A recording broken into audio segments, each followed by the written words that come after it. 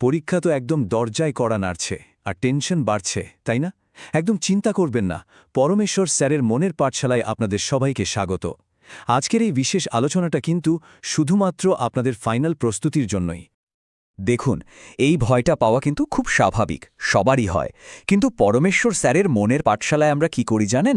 আমরা এই ভয়টাকেই আত্মবিশ্বাসে বদলে দিই, যাতে প্রত্যেকটা নম্বর আপনাদের পকেটে আসে। তো চলুন আজ ভয়কে জয় করা যাক। আর এটা কিন্তু আমরা এমনি এমনি বলছি না। মনের পাঠশালা থেকে আমরা হাজার হাজার ছাত্রছাত্রীর উপর একটা সার্ভে করেছিলাম, আর তাতে যা উঠে এসছে প্রায় ৯০% পরীক্ষার্থী পরীক্ষার এই প্রচণ্ড চাপে ভুগছে। কাজেই আমরা ঠিক জানি আপনাদের সাহায্যটা ঠিক কোথায় দরকার। তাহলে আর এক মুহূর্ত দেরি না করে চলুন সরাসরি আসল কথায় আসা যাক। আমরা এখন ভৌতবিজ্ঞানের সেই প্রশ্নগুলো দেখব যেগুলো পরীক্ষায় আসবেই বলতে পারেন। শুরু করা যাক প্রথম পার্ট দিয়ে, পরিবেশ আর গ্যাসের আচরণ। আচ্ছা, পরিবেশের জন্য ভাবনা, এই চ্যাপ্টারটা থেকে কোনগুলো একদম ছাড়লে চলবে না বলে দিচ্ছি। যেমন ধরুন, বায়ুমণ্ডলের সবচেয়ে ঠান্ডা স্তর কোনটা, ওজোন স্তর নষ্ট হওয়ার পেছনে সিএফসি এর ভূমিকা কী, আর গ্লোবাল ওয়ার্মিং বা বিশ্ব উষ্ণায়নের খারাপ প্রভাবগুলো, এই টপিকগুলো থেকে কিন্তু ছোট প্রশ্ন আসবেই।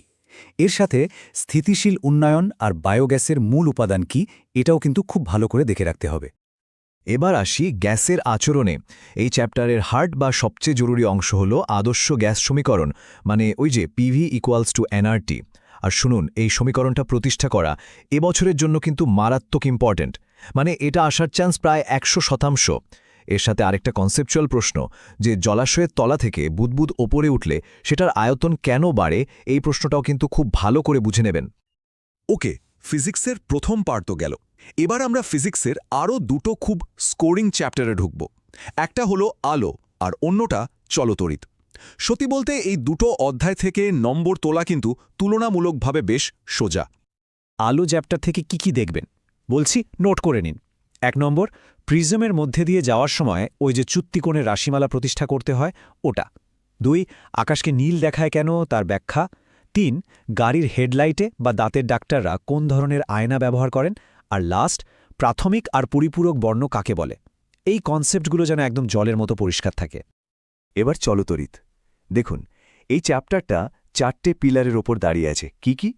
ওহমের সূত্র, ফ্যারাডের তড়িৎ চুম্বকীয় আবেশের সূত্র, ফ্লেমিংয়ের লেফট হ্যান্ড রুল আর জুলের তাপীয় ক্রিয়ার সূত্র।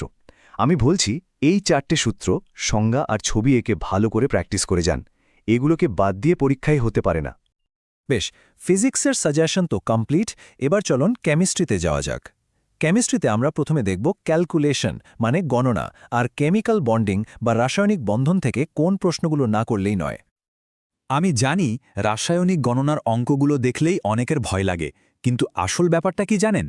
কয়েকটা কমন বিক্রিয়া যদি মাথায় রেখে দেন তাহলেই কিন্তু কাজটা অনেক সোজা।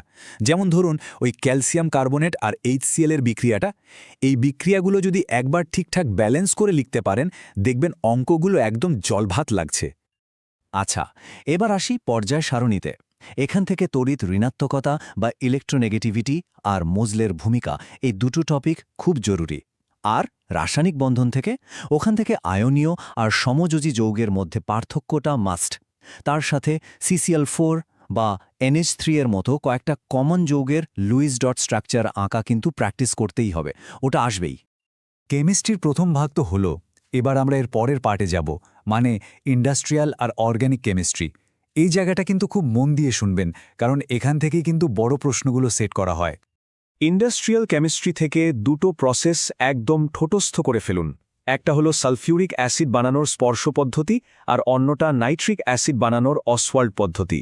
এই দুটোর মধ্যে একটা বড় প্রশ্ন আসার চান্স খুব বেশি। সাথে অ্যানোড মাড কাকে বলে, এই ছোট প্রশ্নটাও দেখে নেবেন। এরপর ধাতুবিদ্যা বা মেটালার্জি। এখান থেকে থার্মিট পদ্ধতিটা দেখবেন আর ডুরালুমিনের মতো সংকর ধাতুগুলোর উপাদান আর ব্যবহার দেখে নেবেন। আর সবশেষে অর্গানিক কেমিস্ট্রি।